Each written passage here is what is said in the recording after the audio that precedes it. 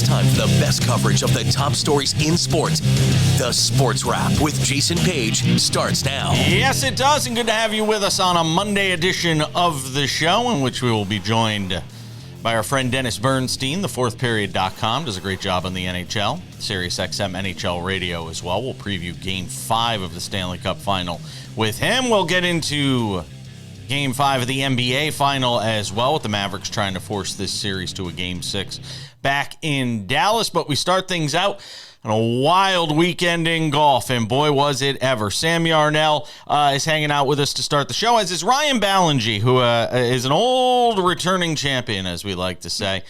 Somebody I used to talk to a lot back in my NBC Sports Radio days. He's the owner and obviously contributing big time with Golf News Net, and hangs out with us on the show to talk about a wild weekend at the U.S. Open that concluded with Bryson DeChambeau out-dueling Rory McIlroy in one of the better major finishes we've seen in quite some time. Ryan, first of all, what did you make of what we saw on Sunday in that final round? It had a little bit of everything, didn't it? I mean, McIlroy makes his charge, takes the two-shot lead. You feel like, okay, this is it. 10 years of waiting for a major to come around for a fifth time for McIlroy is here.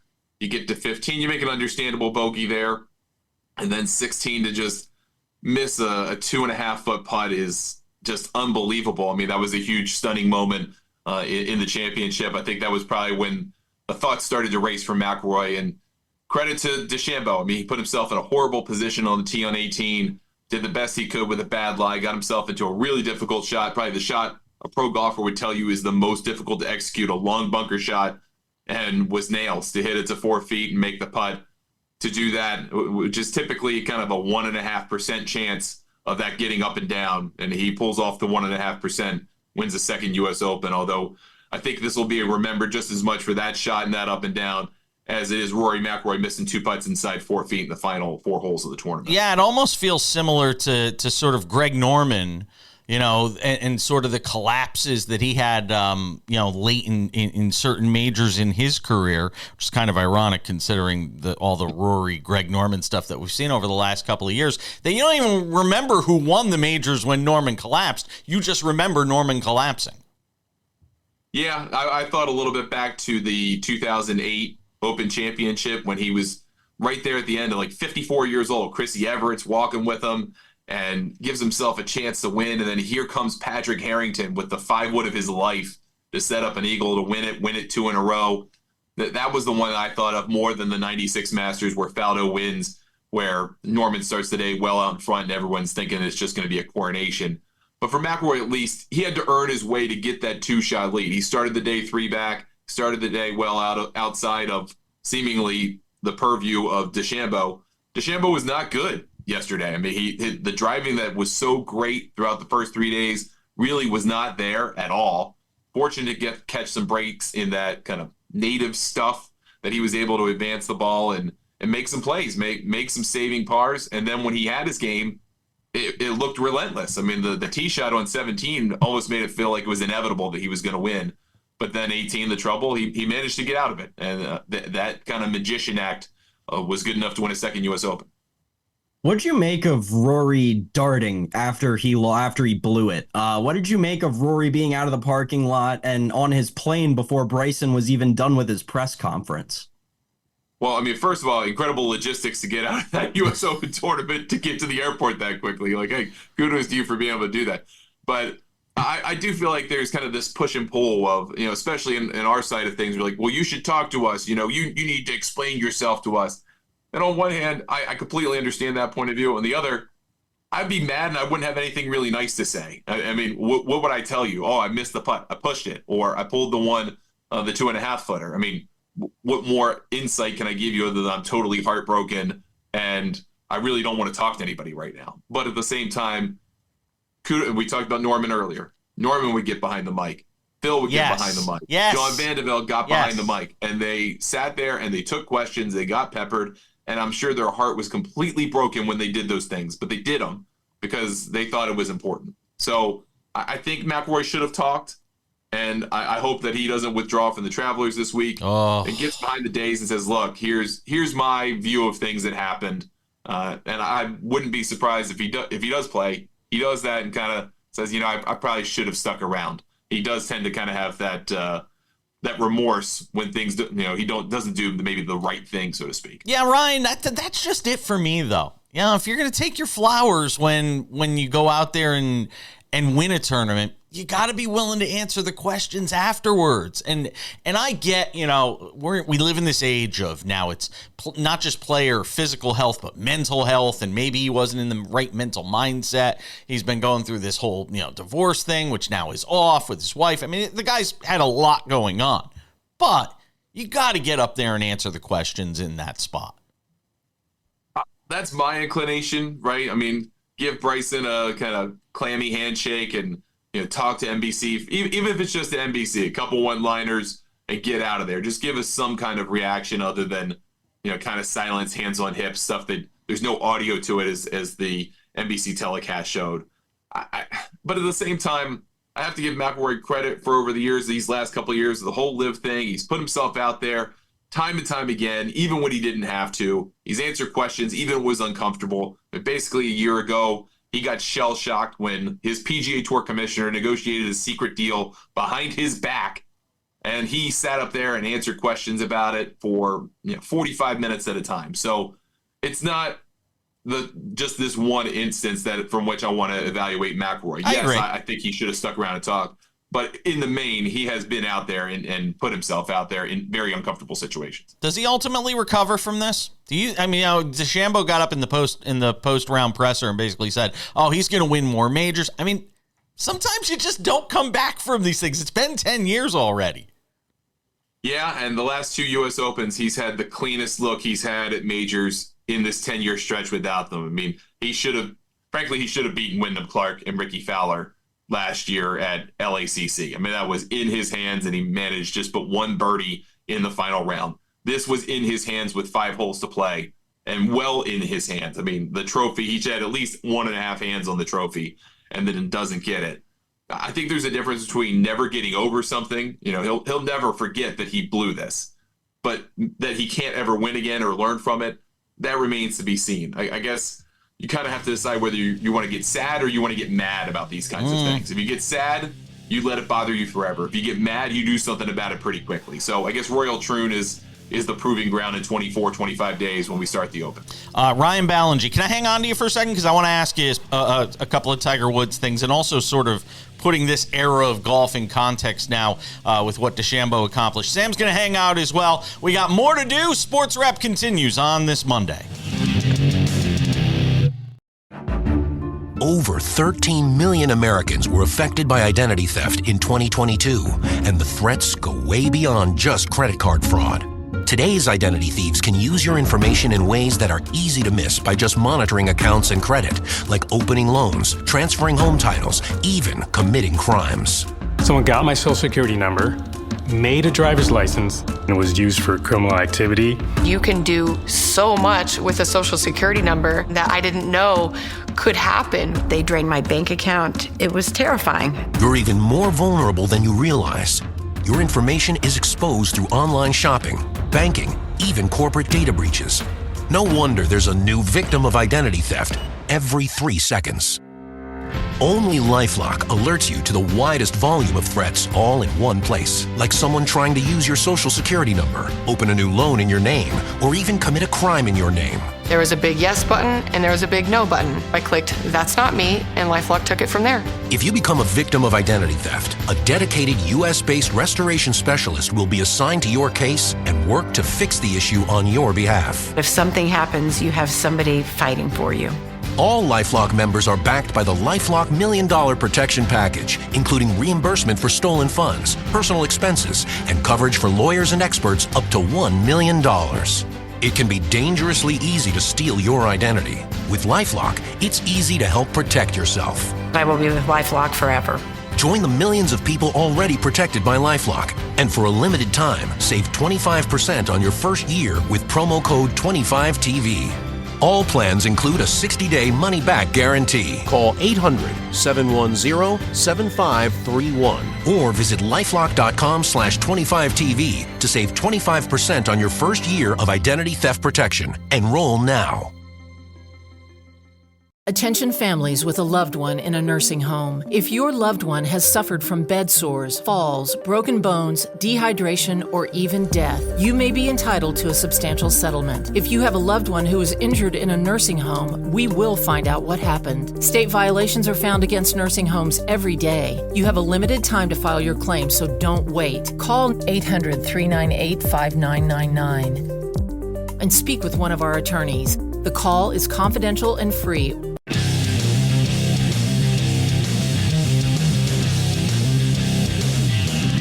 We'll do some more golf in the U.S. Open coming up in 10 minutes. Ryan Ballinger will rejoin us from Golf News Net.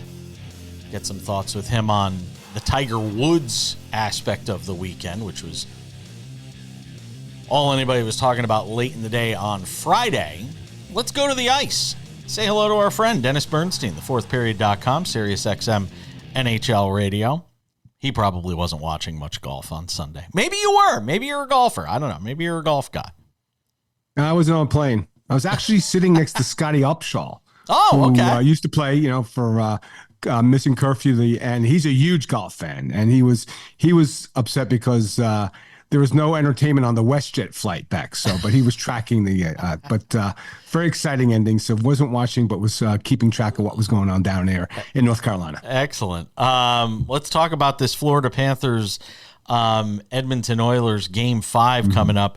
And sort of what took place in Game 4, and Sam and I were talking about it off the air, and Sam's like, if it was anything other than 8-1, I would, I would kind of just poo-poo it and say, hey, discount it. Yeah, right. You would discount it. But do you take away anything because of the margin of victory there for the Oilers in Game 4? Well, because of that margin of victory, Jay, the Oilers have outscored the Panthers in the Cup Final, believe it or not. We did a post-game video, me and Dave Pagnotta at the fourth period. I used two words, hope and doubt. Now you have hope if you're the Oilers, and you have to have some doubt if you're the Panthers. Because, Jason, you can't play that game again in Game 5. You want to go back to that building, and I want to say one thing.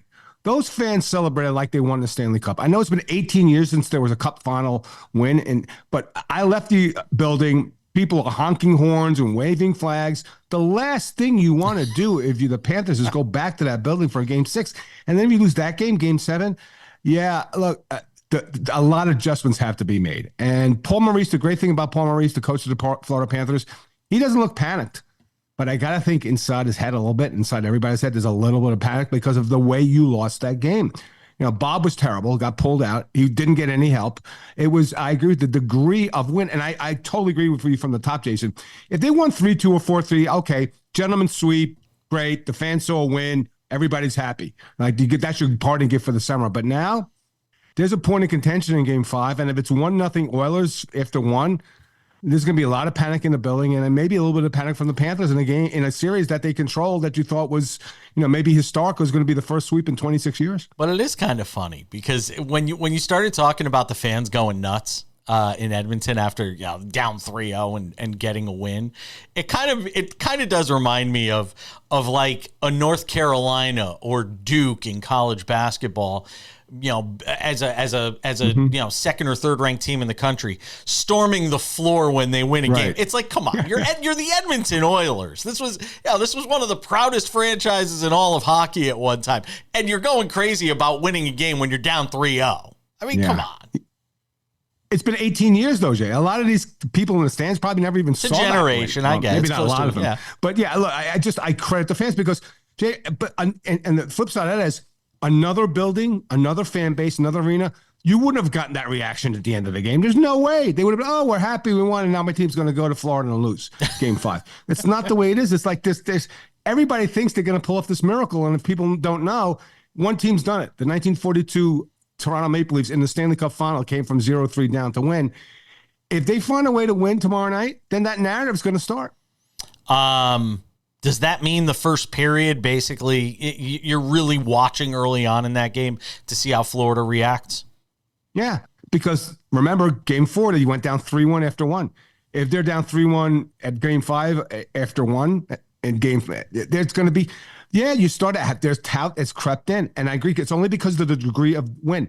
And then one thing, when I was talking to some of the writers, in press row before our pregame show on SiriusXM, the only thing that that the Edmonton Oilers hadn't done, Jay, in the first 3 games is finish. Yeah. And what did they do in Game 4? They finished. If they finish again in Game 5, it's 3-2. And for a guy that loves drama, and in a final that we thought there would be no drama, we thought would have a repeat of, the NBA final, which we actually have had with respect to Game 4 results. Like, yeah, look, if I'm Paul Maurice, like I'm throwing out that video. I'm not letting my team watch that video. I might show them Game 4 of Dallas and Boston, but it's important to come out fast on, because you want to eliminate any doubts you had that this is that was the stepping stone for the Edmonton Oilers. If the Panthers come out and take a 2-0 lead and they're physical and Bob makes big saves, you'll forget about Game 4.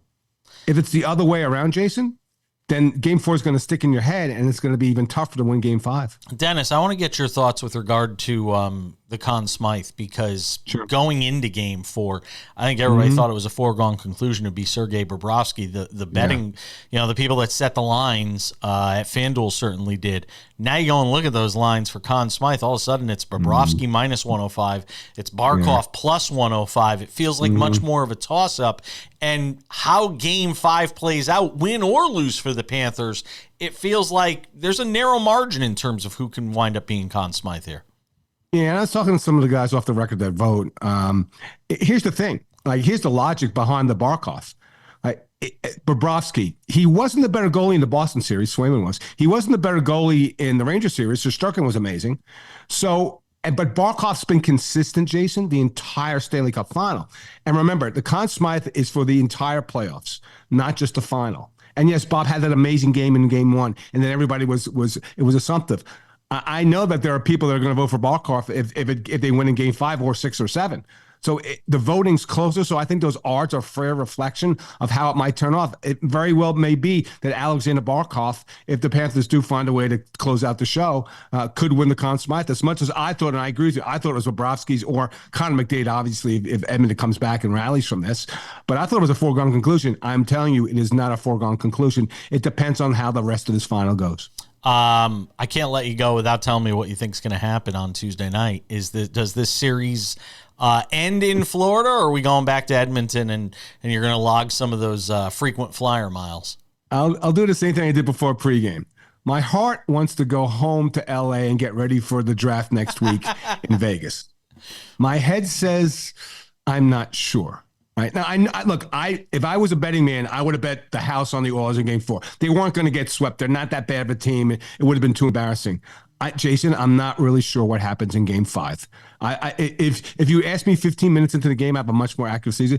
But I give the Oilers more than a puncher's chance to emerge from Game 5 with a victory and go home for Game 6 in Edmonton. The media won't like it. Sure, we get frequent flyer miles, but if you've tracked some of the way these people, like my partner Dave Pagnotta after Game 4 or after Game 2 to get to Edmonton, it took him 30 hours because of the delays and everything. I don't think anybody wants that, Jay. So more than a puncher's chance for Edmonton. We could get to 6 after tomorrow night. Dennis Bernstein, always appreciate it, my friend. Always a pleasure, Jay. Thanks for the time.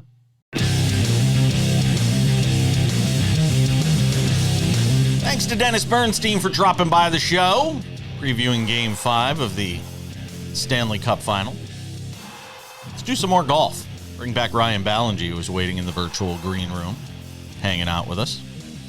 Getting some thoughts with him on sort of the post-mortem from this U.S. Open. Ryan does a great job. Golf News Net. Sam, go ahead. Yeah, Ryan, I feel like there's a golfer who's been one of the better players over the course of the last month who no one seems to be talking about, and that's Tony Finau. Top 20 in 4 straight tournaments, top 10 in back-to-back, coming off tied for 3rd in this U.S. Open. What have you seen out of Tony Finau over the course of the last month, really in 6 weeks, that has been so key to his game and improved him so much? It's a great question, and you're right. I mean, he has been flying very much on the radar. But before I talk about Tony, I'll throw in Sam Burns in there as well. Has been playing some great golf recently. Maybe getting back to that kind of top 10 in the world for him. But for Tony, I think he's very streaky. I mean, he's always kind of been a streaky player, and when he finds something, he's really good at sticking with it. I spent some time last week at Pinehurst talking to Brian Taylor and Bob Casper. They host a golf talk show out in Utah and on our radio station, GNM Radio, and they know Tony, have known him for 25 years. And Bob pointed out to me something very interesting about Finau's putting, that when he gets particularly stressed or in difficult situations, he tends to get extremely quick and he gets a little jabby with the putter. And we have not seen that, and I have not noticed that from him being in contention the last couple times out. Didn't really see it at the U.S. Open either. So maybe something's better on that putting front. And usually when you're feeling better about your game in one area where you're weak, your strengths even start to get stronger because you don't have to put as much pressure on them. You don't have to worry about yourself so much of the things you're good at to account for the things you're bad at. And I think that's carrying over here for Tony. And then just a total confidence building thing. I mean, when you keep kind of building good finishes on good finishes, you kind of let it roll for a while. And it just so happens that the PGA Tour schedule aligns itself to let Tony keep doing this because they had Memorial, they had the U.S. Open. They're going to have a signature event this week at the Travelers Championship. So he can let this keep rolling, keep that good feeling going. He's a guy who can, like I said, be streaky, but be streaky and win. So that kind of lends himself to, if he could keep this going, maybe get a little break after this upcoming week, get himself ready for the Open, and go play a kind of golf that should work for him. He hits it far. He plays pretty well in the wind. He should be pretty confident overall. I think he's kind of a sleeper pick for the Open. Ryan, give me some thoughts on what we saw with Tiger Woods and obviously not making the cut and the frustration that seemed to sort of boil over in the post-round press conference where it had people basically wondering, was this the last time we're going to see Tiger Woods at a U.S. Open? Was that frustration with just how poorly things went? Considering he actually did hit the ball pretty well. I wouldn't disagree with his assessment of how he hit the ball, but not being able to play enough leading into these majors. Where are we right now with Tiger, now that we've had a couple of days to sort of let the dust settle from his post-round presser?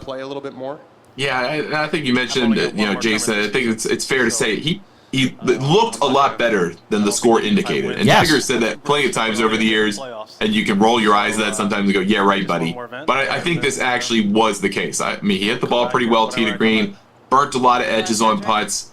It just wasn't to work for his favor this week. And hey, that happens. He did play this year on a special exemption to the U.S. Open. The U.S. Open's the hardest one to get in and stay in because if you win, you get a 10-year exemption, and that's it. You don't get a lifetime exemption like the Masters, PGA, or the Open. So he's got access to all three of those other majors in perpetuity.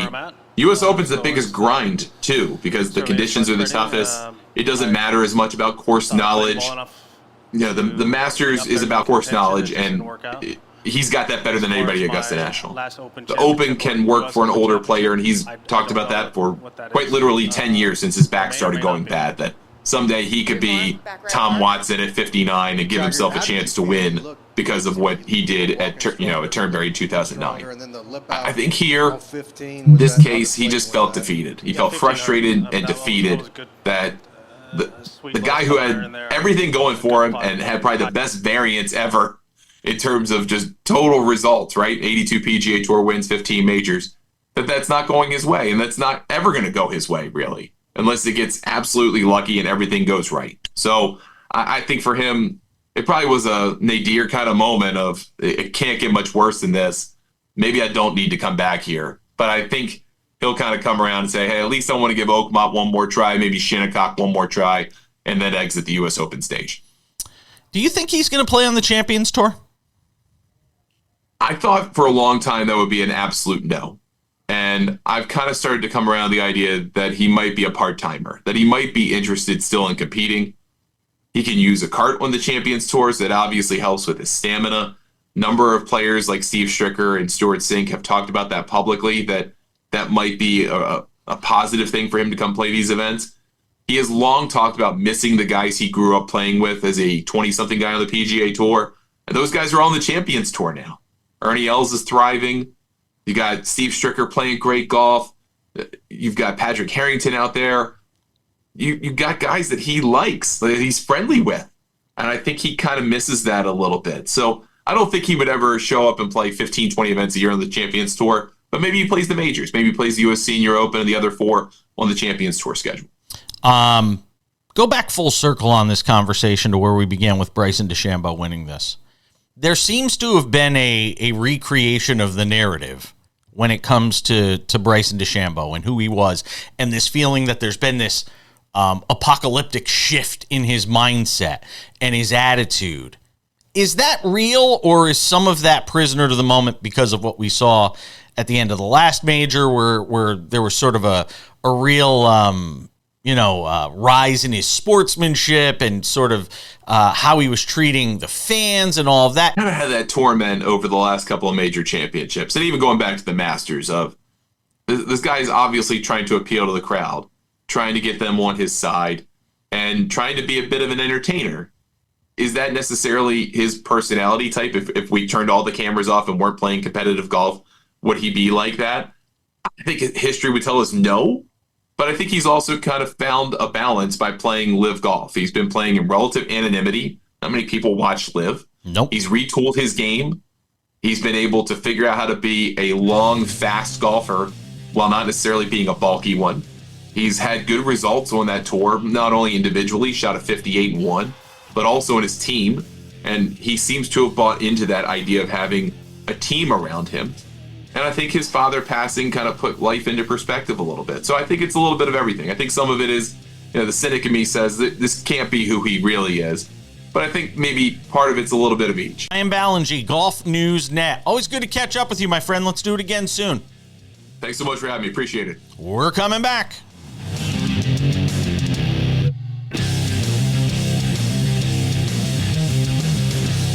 All right, we take it to segment 4 on this Monday edition of Sports Wrap.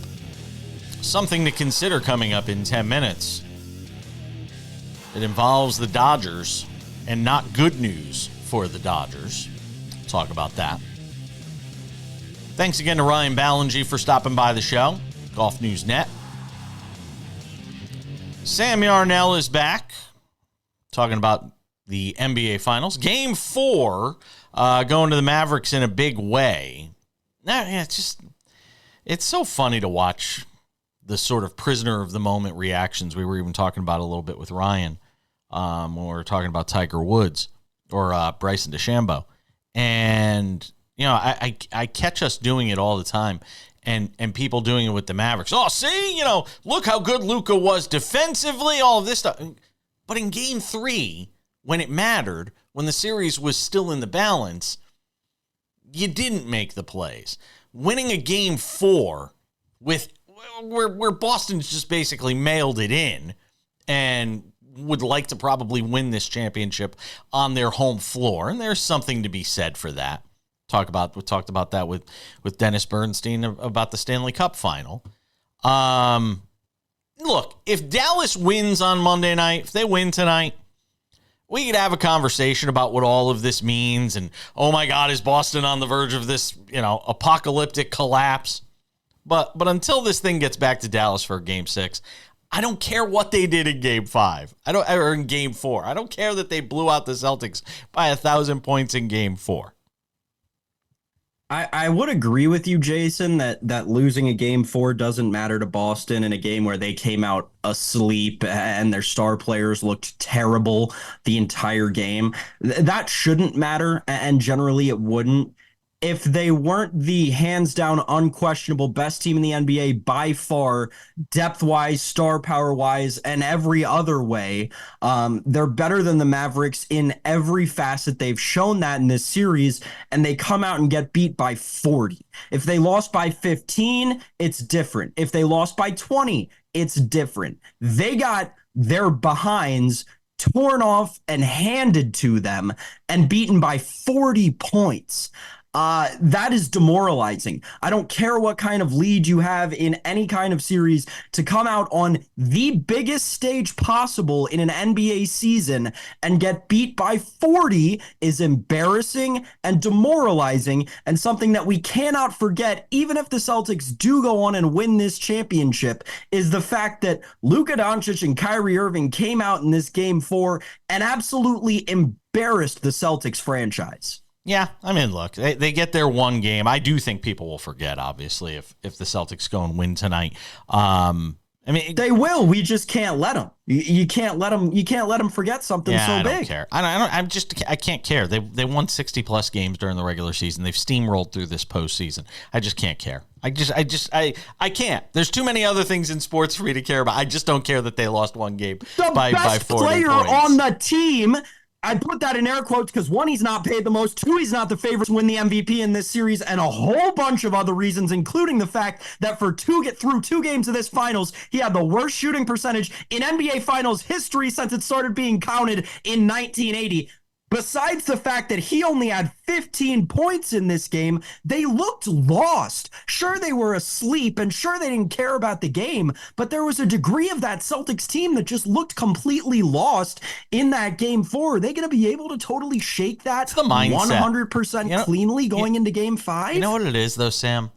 It's the mindset of the modern day athlete. Like, and again, I'm a little older than you. As I am wont to remind you, I'm a little older than you. Michael and the Bulls would never have done something like that. You know, the great NBA teams, Popovich and the Spurs, they would, 10, LeBron. 15, 20 years ago. No, but I mean, you just would never allow yourself to just completely lay down. It's the modern day NBA where, hey, you could lose a game by 30 points on the biggest stage in the world. It is the modern day sort of mindset of the athlete. Hey, we get down, we took a shot, we're down by a bunch. Let's kind of shut it down and get back to Boston for game 5. What kind of interested me, though, I have to say, some of the stuff I heard on the off day, some of the comments I heard from the Celtics on the off day were curious to me in that they were saying, hey, everybody's making it out like game 5 is the end all be all. And when I hear Jason Tatum sitting at a podium on the off day saying, well, if we lose game 5, it's not the end of the world. The fact that you could even get your brain to a place where you're thinking about losing game 5 tells me something. There's just something strange in the mindset. I would never hear LeBron say, well, if we lose game 5. I'd never hear Steph Curry say, well, if we lose game 5. No, you would never hear that sort of thing. So I found that curious when I heard that in the postgame. Final word to you. I would just, so full transparency, I guess I haven't caught up on my press conferences enough. I totally missed that, Jason. And my goodness, I think that speaks so much to something that you and I have talked about a lot on this show throughout these playoffs, and that it's these Celtics are by no means your classic championship team. They have shown in multiple levels of these playoffs their lack of experience. Jason Tatum has shown who he really is in the finals and the value that he really carries with him. That is an outstanding comment. I cannot believe that one of the best players on that team actually said that. Yeah, it was weird. It just struck me as odd, and we'll see how it all plays out. We'll see how it all plays out tonight. All right, we're coming back with something to consider. Not good news for the Dodgers in their quest for a World Series. We're coming back.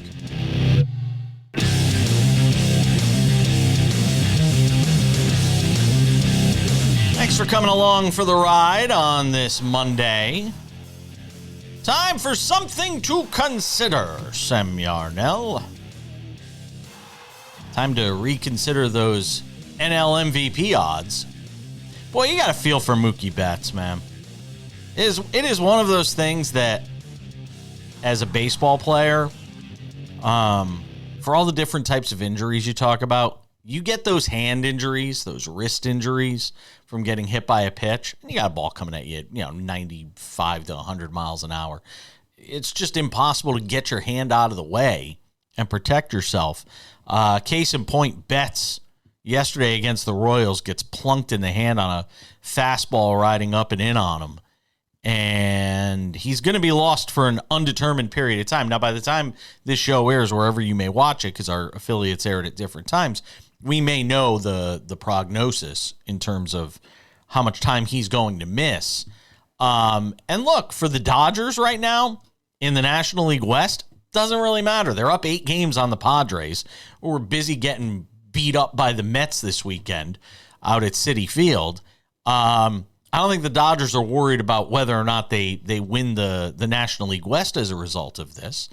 But it certainly impacts the MVP race in the National League. Betts was leading in that MVP race, Sam, and the odds have shifted dramatically with his being lost for this undetermined period of time.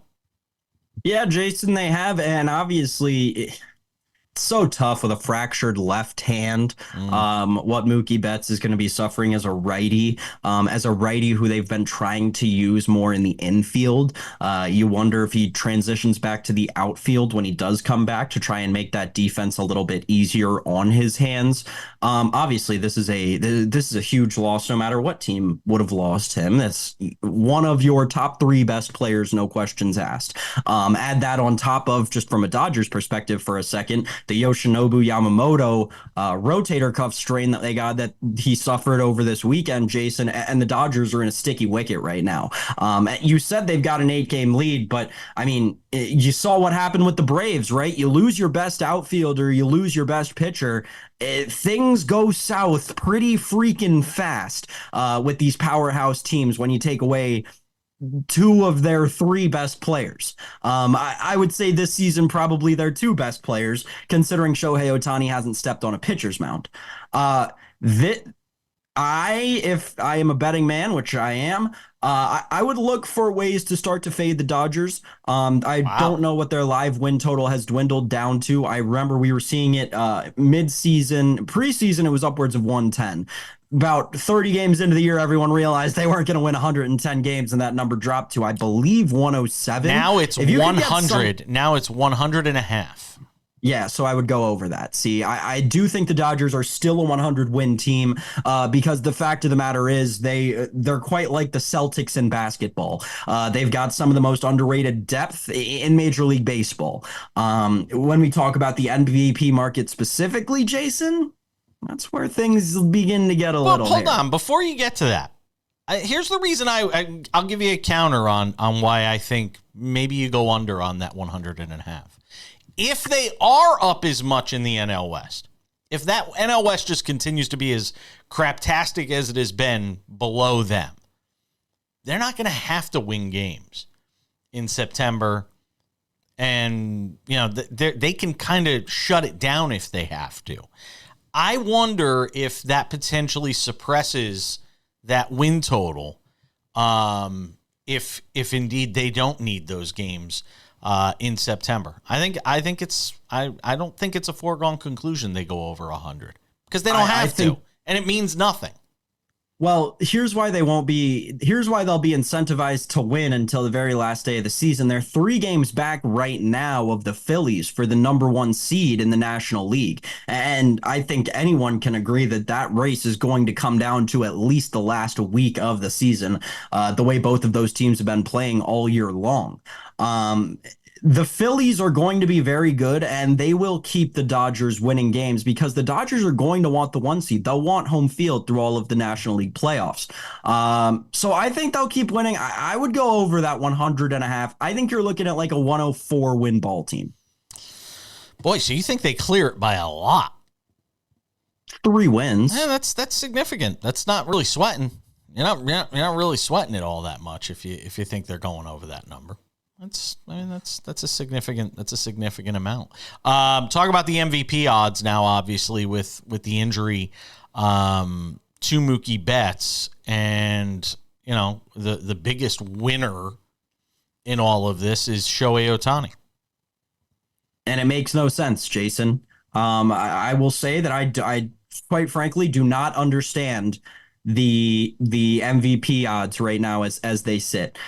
They seem to be completely comprised off of name value, quite frankly. There's a player, I'm not going to tell you who, Jason. There's a player in the top 5 of MVP odds right now. Mm-hmm. That player leads the National League in 2 Triple Crown categories and is second in the 3rd Triple Crown category. You know what their current price is to win the National League MVP? Plus 950. Run, do not walk to your nearest kiosk, window, teller, whatever the case may be, and get your Marcell Ozuna NL MVP tickets. I mean, the guy's having the season of his career. He's single-handedly keeping the Braves in that division, in the playoff picture, and he's not getting the flowers that he deserves. We just talked about it. The Braves lost their best player and their best pitcher. They lost their unquestionable two best players, and Marcell Ozuna in year umpteen, I don't know what, is somehow keeping this team in the playoff race. It's the thing of wonders. I'll also say this, just to close out the segment. Bets right now, you can get him at 26-1 without knowing how long he's going to be out. Just saying. Might want to put a little sprinkle. We're coming back.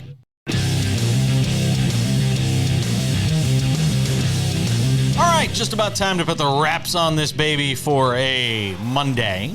Before we go, this reminder, check out the podcast, Sports Wrap with Jason Page podcast, available on all your favorite podcasting platforms. Spotify, Google Play, Apple Podcasts, iHeartRadio, TuneIn, you name it, we're on all of them. You can't DVR the show, maybe the show's not on every day at the same time in your area. We're on all over the place. You can go and get the podcast. It's there for you every afternoon. Without any further delay, time for some odds and ends. Odds and ends, Sam Yarnell. The end of civility, apparently, between Caitlin Clark and Angel Reese. It was a basketball play. By the way, kudos to the Fever. They've won 2 in a row. They're 5-10. Can I do you one better? They'd actually be the final team in the playoffs right now. See, all those pundits who said they're going to make the playoffs, maybe they were right after all. They're 5-10. They're the Atlanta Hawks. They're the Atlanta Hawks of the WNBA. Don't belong in the playoffs, but they're going to get in anyway. By the way, Caitlin Clark, another 20-point effort yesterday. One of her better games, really, all around. I think she had like 25 and 5, something like that. But the Fever get the win over the Sky. Now, we do need to mention, both of those Fever wins over the Sky have taken place in Indiana. Next Sunday, Fever Sky in Chicago, anticipated to be another sellout for that game. And look, say what you want. We'll get into the foul here in just a second, which people can see on the screen. But ultimately, I mean, this is great fodder for the WNBA to have these two teams, and in a league that doesn't have a ton of teams, they're going to play each other a lot. So you're going to get to see a lot of Caitlin Clark, Angel Reese. That being said, the foul was a basketball play, and all of these people that are opining and trying to suggest it was anything other than a basketball play, Angel Reese is trying to block a shot. On the follow-through, she hits Caitlin Clark in the head.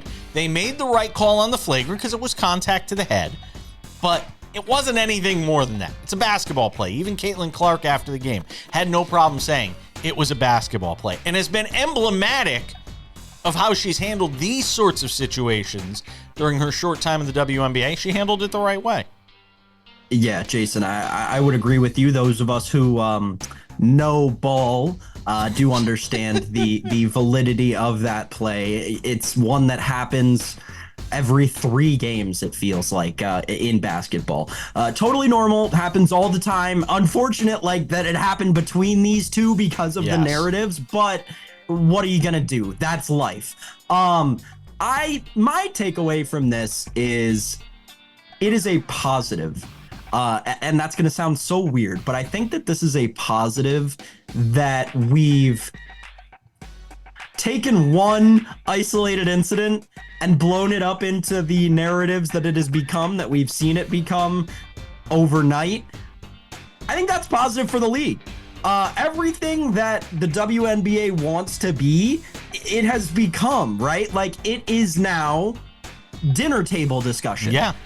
The Angel Reese, Caitlin Clark foul, people are talking about it at water coolers today at their 9-to-5 jobs. That is what we wanted the NBA to become with the introduction of Caitlin Clark and all this other influx of talent really over the course of the last decade. It's 5 years specifically. I mean, even looking at the stars, Sabrina Ionescu, Caitlin Clark, Angel Reese, Camila Cardoso, these names that are huge in college and then come up and bring that talent, and it shows in W.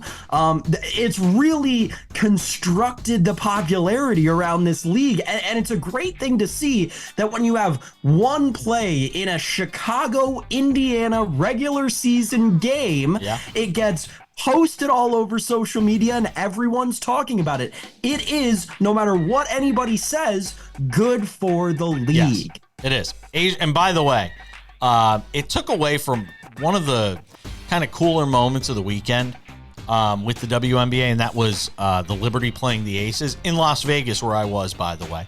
LeBron James was there, a whole host of celebrities. Jason Page was right next to him. I wish. I was down the street at Treasure Island, and apartment hunting, but we were out there, and there was a palpable buzz in the air in Las Vegas with that Liberty Aces matchup. But more importantly, and more to the point, Asia Wilson's comments in the postgame, where she got very emotional, kind of talking about the expectations that she sets for herself, that the team is set. The Aces have struggled here over the last couple of weeks.